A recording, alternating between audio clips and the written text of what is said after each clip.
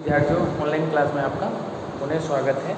ये क्लास आपकी BSc second year physics का पेपर 3 इलेक्ट्रॉनिक्स का लेक्चर नंबर आपका 71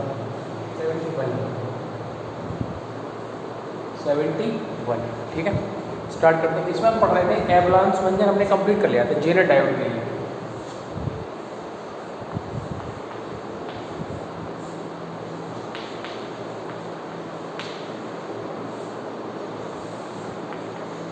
जेनर डायोड को हम पढ़ रहे थे, तो जेनर डायोड की हमने कार्यविधि देख ली थी, ठीक है। उसका डायग्राम समझ लिया था, अभिलाषिक वक्र देख लिया था। अब इसमें जो है आपका जो उसमें दो घटनाएं होती हैं, एक तो होता है एवलांस भंजन और एक होता है आपका जेनर भंजन। तो एवलांस भंजन हमने समझ लिया था कि जब इलेक्ट्रॉन जो है एक दूसरे से टक्कर करते हैं और जब उत्क्रम वोल्टेज या रिवर्स वोल्टेज को जब बढ़ाया जाता है तो इलेक्ट्रॉन गति प्रतिकर्षण बल के कारण गति उसकी बढ़ती है, वो टक्कर करता है, सहसंयोजी बंध टूटता है और एकदम या फिर अचानक ही बहुत जो अल्पसंख्यक आवेश होते हैं इलेक्ट्रॉन, उनकी संख्या में तेज़ी से वृद्धि होती है और धारा का मान तेज़ी से बढ़ जाता है, ठीक है। तो उसके बाद फिर दूसरा जो पॉइंट था आपका वो था आपका जेनर भंजन। क्या बोलते हैं उसको? जेनर भंजन।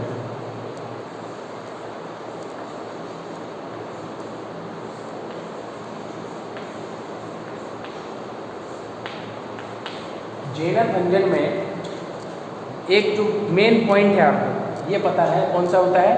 इसको बोलते हैं सुरंगन प्रभाव। मैंने आपको बताया था कि यह थर्ड ईयर में आप इसको पढ़ेंगे, ये क्वांटम मैकेनिक्स एक पेपर है, उसमें एक अलग से टॉपिक है सुरंगन प्रभाव।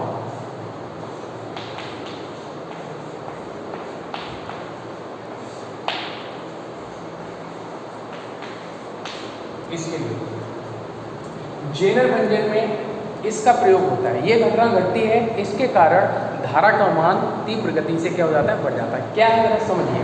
होता क्या है कि जब जेनर डायोड को रिवर्स बायस में लगा दिया, ठीक है, लगाने के बाद क्या हुआ कि इसमें फिर दोबारा से जब इसको आपने लगा दिया और वोल्टेज जो था रिवर्स वोल्टेज उसको क्या हुआ इसमें बढ़ाया इसको, ठीक है। बढ़ाने पर क्या होता है कि जो इलेक्ट्रॉन है और इलेक्ट्रॉन जो अक्षय परत है, समझिए जो अक्षय परत है उसमें जो विद्युत क्षेत्र उत्पन्न होता है उसका मान बढ़ जाता है। क्या हो जाता है? उसका मान बढ़ जाता है। उसका मान बढ़ने से क्या होता है कि जो पी क्षेत्र में अल्पसंख्यक इलेक्ट्रॉन होते हैं वो अक्षय परत को भेद कर, अक्षय परत को पेनिट्रेट कर कर कहाँ चले जाते हैं? एन क्षेत्र में चले जाते हैं।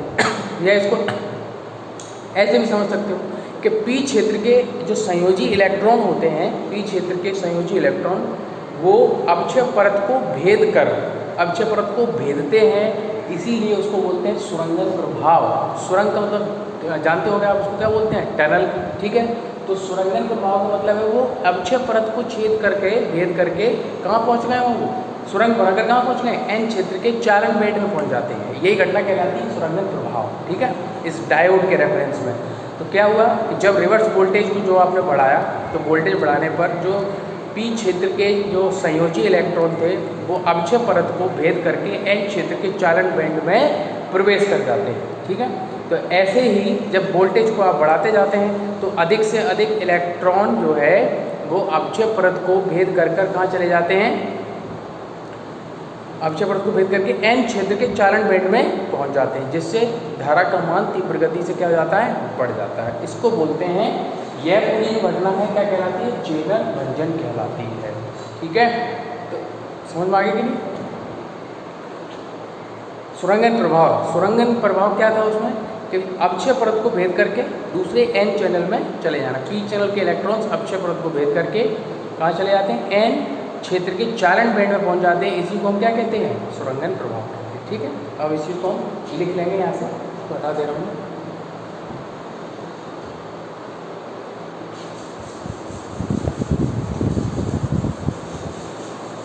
देखिए जरा,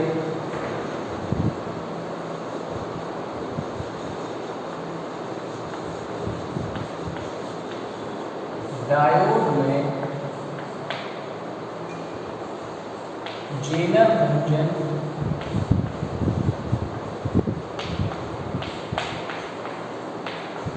डायोड में जेनर भंजन की घटना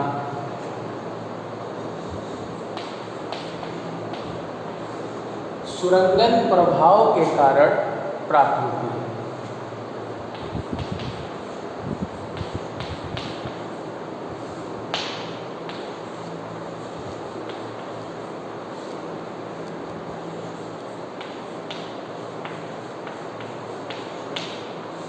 सुरंगन प्रभाव के कारण प्राप्त होती है।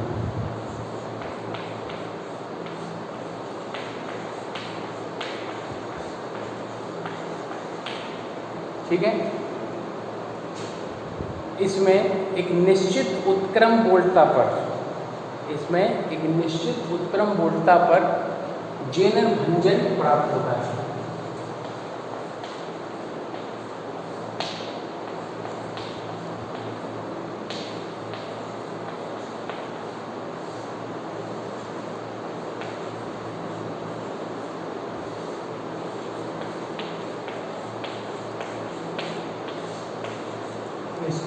उत्क्रम बोल्टता तथा अत्यधिक अपमिश्रण, अधिकतम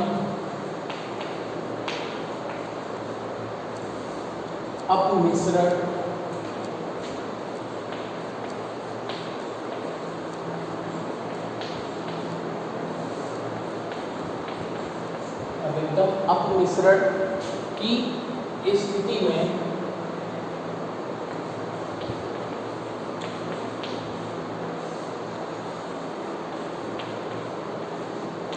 जेनर भंजन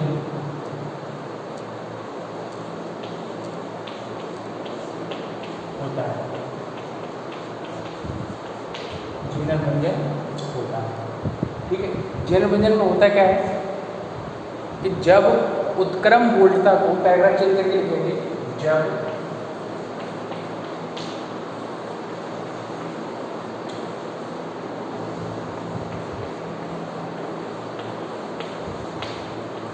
उत्क्रम बोल्टता को क्या किया जाता है, उत्क्रम बोल्टता के मान में वृद्धि की जाती है। ठीक है, इसे लिखो, उत्क्रम बोल्टता के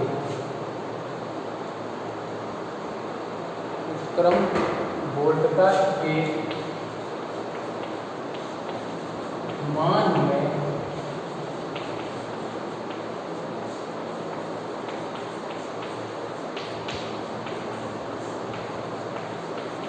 वृद्धि की जाती है, तब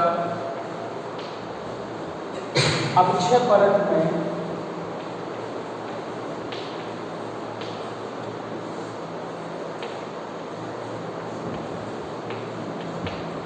विद्युत क्षेत्र का मान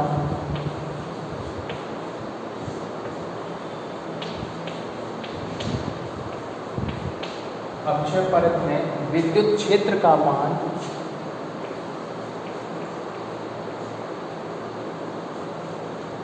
अधिक होता है,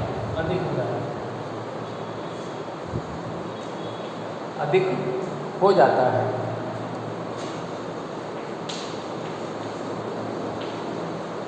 अधिक हो जाता है, जिससे पी क्षेत्र के संयोजी इलेक्ट्रॉन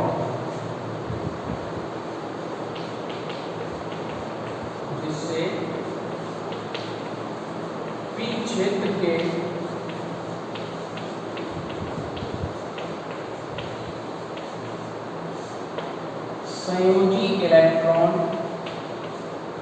प्रतिकर्षण बल के कारण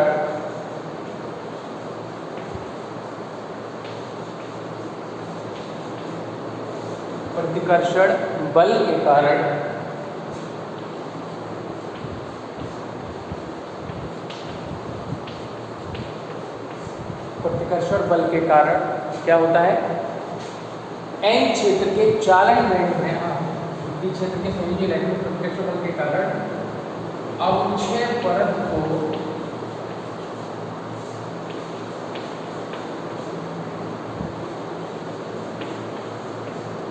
भेद कर, अक्षय परत को भेद कर एन क्षेत्र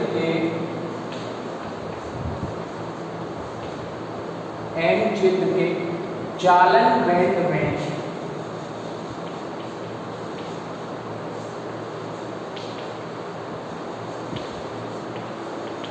एन क्षेत्र के चालन बैंड में प्रवेश करते हैं।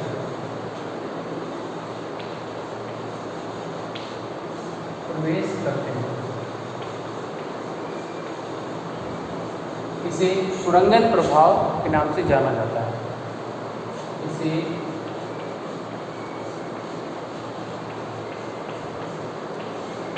सुरंगन प्रभाव के नाम से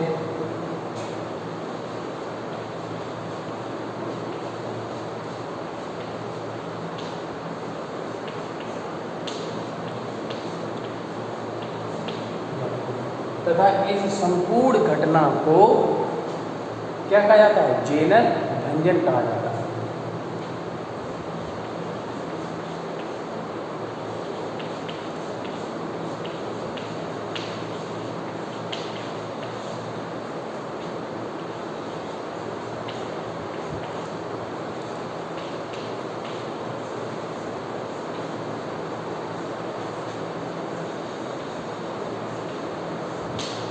जेनर भंजन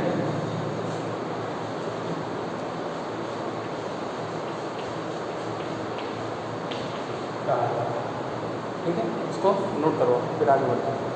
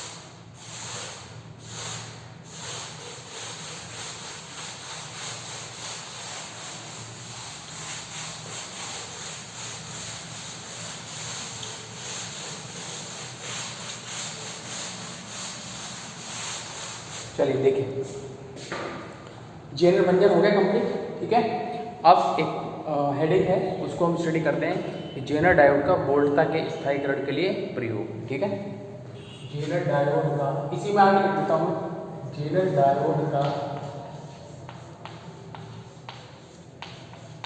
वोल्टता के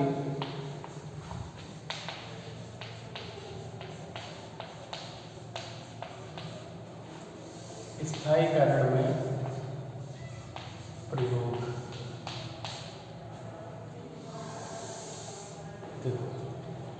ये जेनर डायोड की मेन प्रॉपर्टी है। अगर आपसे कोई पूछता है कि जेनर डायोड का यूज मेन कहाँ किया जाता है, तो उसका जो मेन यूज है वो यही है, वोल्टेज रेगुलेशन में। इंग्लिश में बोलते हैं इसको वोल्टेज रेगुलेशन, और हिंदी में हमने लिख दिया है वोल्टता के स्थायीकरण में। ठीक है, तो जेनर डायोड का यूज कहाँ होता है? वोल्टता के स्थायीकरण में। ठीक है, इसका एक डायग्राम है, उसको बनाते हैं, फिर उसे समझ के जो है उसका एक्सप्लेन करते हैं। ठीक है,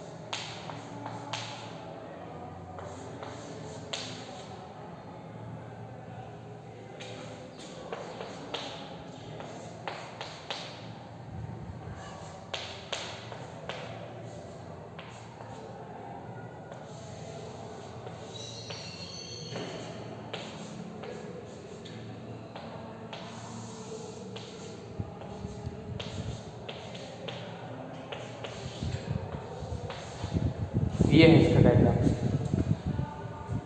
एक जेनर डायोड हमने लिया, ठीक है। जेनर डायोड के श्रेणी क्रम में एक प्रतिरोध हमें लगा है जिसको हमने नाम दिया RS। RS इसलिए नाम दिया, S का मतलब है सीरीज, ठीक है, और आप जानते हैं रेजिस्टेंस है। तो एक प्रतिरोध हमने श्रेणी प्रतिरोध लगाया श्रेणी क्रम में किसके, जेनर डायोड के, और इधर हमने लगा दिया लोड प्रतिरोध RL।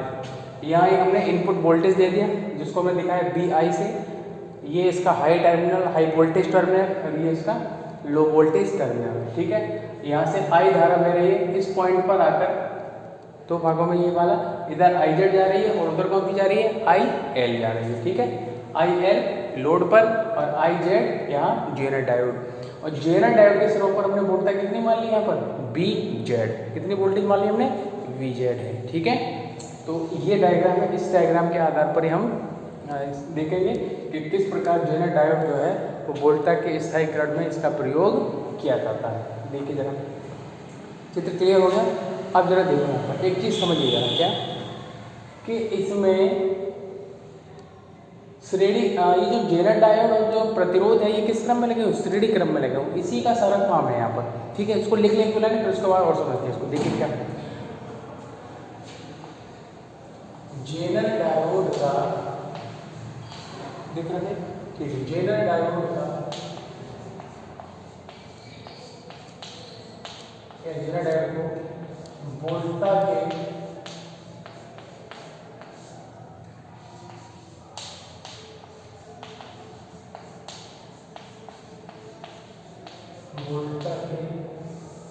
स्थायीकरण में प्रयोग के लिए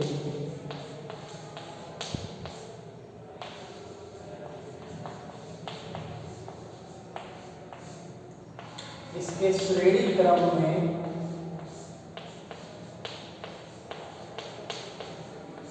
इसके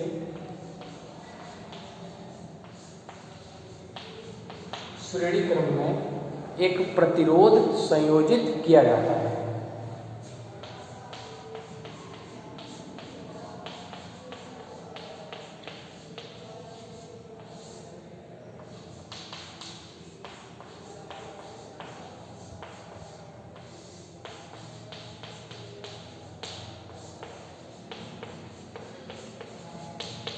एक प्रतिरोध संयोजित किया जाता है, ठीक है।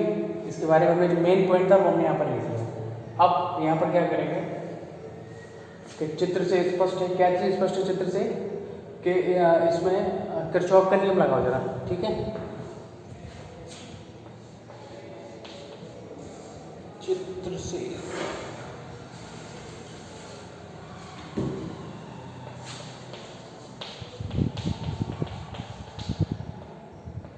किरचॉफ के नियम, किरचॉफ के प्रथम नियम से, किरचॉफ के प्रथम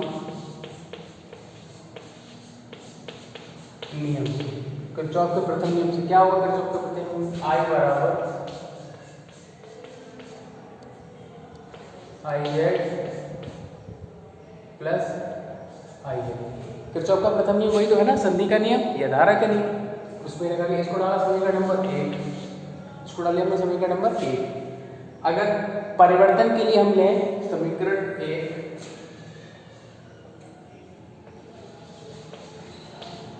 धारा में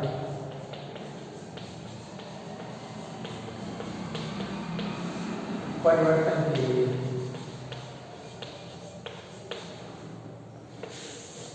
क्या है, डेल्टा I बराबर delta IZ plus delta IL, इसको डालते हैं हमने समीकरण नंबर 2। अब लूप 1 में जरा KVL लगाएंगे, क्या लगाएंगे हम, KVL।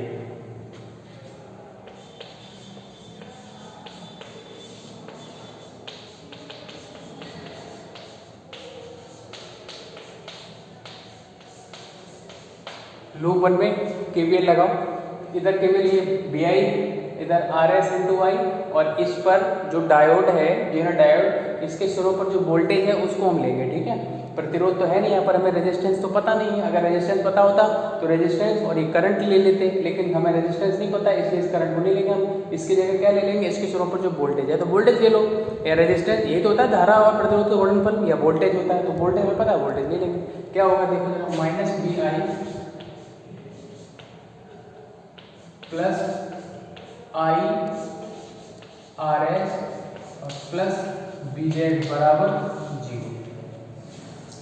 आगे ठीक है, नोट करो इसको, फिर आगे बढ़ते हैं।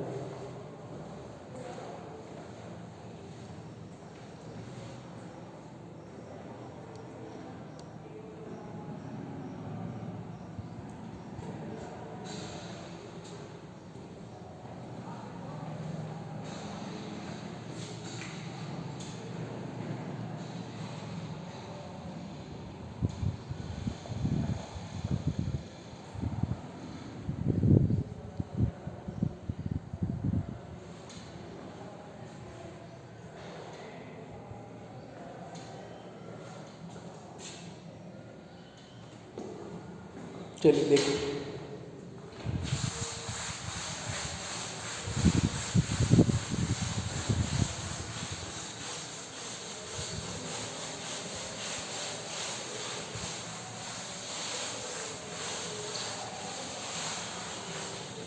अब देखो जरा समझो इसको। जो समीकरण 1 था उसको हम इधर लिख दे रहे हैं अलग से, ठीक है। क्या था, I बराबर आई एल और ये आई, ठीक है। तो इसको हम सॉल्व, यहाँ से हम आई का मान निकालेंगे, किसके लिए निकालेंगे, आई। क्या आ जाएगी देखिए जरा, आई आर एस बराबर B I minus B Z, I बराबर B I minus B Z upon R S. समीकरण डाल दिया इसको 3। समीकरण 3 और समीकरण 1, ये समीकरण 1 था, समीकरण 3 और समीकरण 1 अगर आप देखेंगे तो दोनों कैसे हैं, आई के मान हैं। तो समीकरण 1 और 3 को हम क्या कर देंगे, बराबर कर देंगे। कर दीजिए बराबर। समीकरण 1 और 3 को बराबर करने पर क्या हो जाएगा, B I B Z R S बराबर I L plus I Z.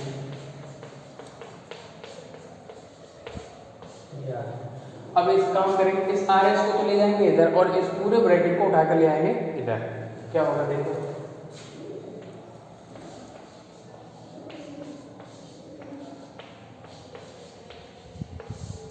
B I B Z I L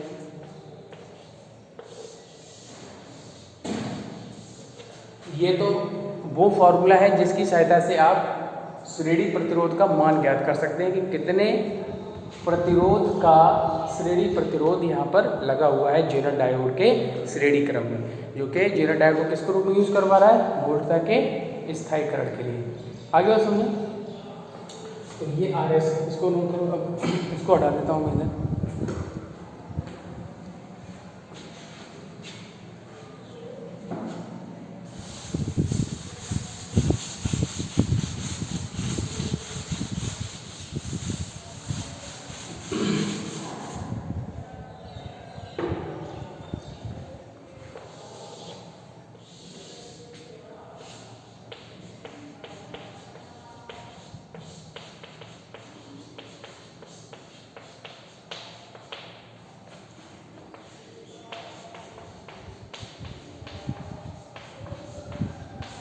Jenner diode के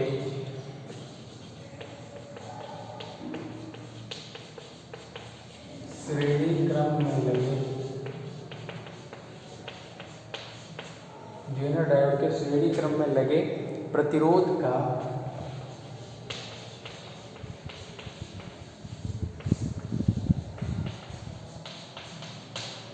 मान ज्ञात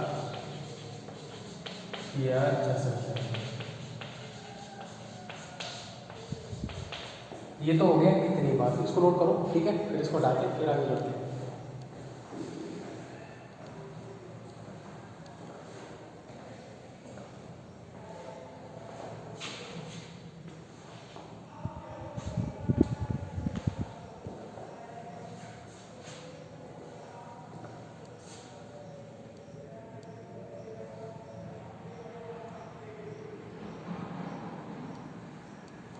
देखिए चलिए,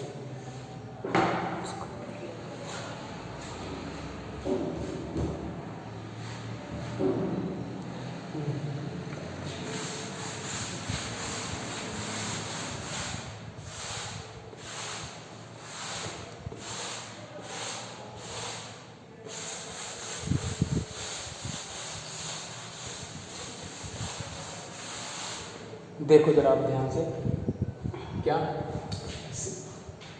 जेनर डायोड और आरएस दोनों श्रेणी क्रम में लगे हुए हैं, और आपको पता है कि श्रेणी क्रम में जो धारा प्रवाहित होती है वो कैसे होती है, समान। समांतर क्रम में वोल्टता समान होती है और श्रेणी क्रम में धारा समान होती है।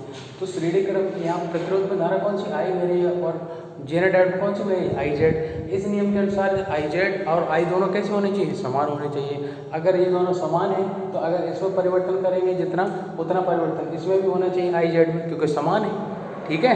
तो अगर इनमें बराबर परिवर्तन है तो फिर समीकरण 2 से देखो क्या हमको नई चीज़ मिलती है, उसको देखते हैं, अपने आप क्लियर हो जाएगा कि किस प्रकार से जेनर डायोड का यूज वोल्टता के स्थायीकरण में किया जाता है। देखो जरा मैं कुछ लिखने जा रहा हूँ, जो कि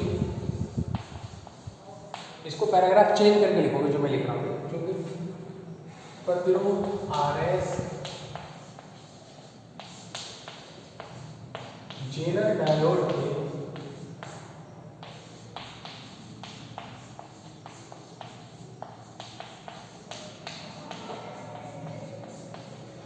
श्रेणी क्रम में जुड़ा है, इसलिए इनमें प्रवाहित धारा का मान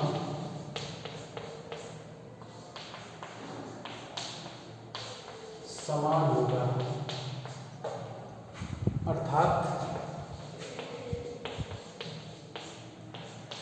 आई बराबर आई जेड, आई बराबर आई जेड। परिवर्तन के लिए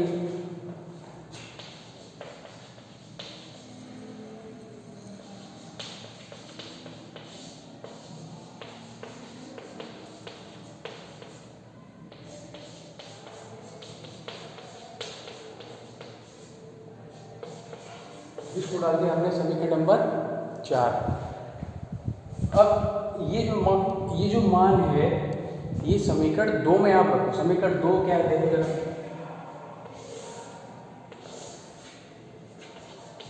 समीकरण 2 से क्या होगा, समीकरण 2 से डेल्टा आई एल वो डेल्टा आई बराबर डेल्टा आई जेड डेल्टा आई। समीकरण 4 में डेल्टा आई बराबर किसके है, डेल्टा आई बराबर डेल्टा आई जेड पे यूज करो, तो इसकी जगह डेल्टा आई जेड रखो और इधर जैसा है वैसे ही लिख दो। इससे ये कैंसिल हो गया, क्या बचा आपके पास, डेल्टा आई एल बराबर 0। मिल गया आपको आंसर। इसको नोट करो, फिर अब नोट क्या मतलब देखो, वैसे समझा दे रहा हूँ फिर नोट कर लेंगे कि डेल्टा आई एल बराबर आपको मिल गया है यहाँ पर 0। इसका मतलब ये हुआ कि अगर आप इसमें परिवर्तन करते हैं तो इसमें भी परिवर्तन हो जाएगा, लेकिन आई एल में परिवर्तन क्या है, 0। डेल्टा आई एल 0 का मतलब है कि लोड में जो धारा प्रवाहित हो रही है आई एल उसमें परिवर्तन क्या होगा, 0। अगर इनपुट पर आप चेंज करेंगे इसका मान चेंज हो जाएगा, लेकिन जो लोड प्रतिरोध RL में जितनी धारा प्रवाहित हो रही है उसमें से कोई भी परिवर्तन नहीं होगा, क्योंकि यहाँ परिवर्तन की वैल्यू क्या आ गई है, 0। किसमें परिवर्तन की वैल्यू 0 है, ये IL लोड प्रतिरोध यानी लोड धारा आई है, लोड करंट है ना आई है, तो लोड धारा में जो भी परिवर्तन होगा वो क्या होगा, जीरो, यानी कोई परिवर्तन उसमें नहीं होगा। और यही तो चाहिए होता है कि जितनी आ रही है ना उतनी आती रहे, कोई कम या ज़्यादा ना हो। परिवर्तन का मतलब क्या होता है, कभी कम हो गई लोड पर, कभी आउटपुट कम हो गया लोड पर, ठीक है। तो ये संभव नहीं है क्योंकि यहाँ पर डेल्टा आई एल की वैल्यू क्या आ गई, जीरो। और यही तो काम है जेनर डायोड का, वोल्टता के स्थायी करंट में जब धारा में कोई परिवर्तन नहीं होगा लोड पर, तो वोल्टता में परिवर्तन क्या हो जाएगा, जीरो हो जाएगा। ठीक है, इसको नोट कर लो आप।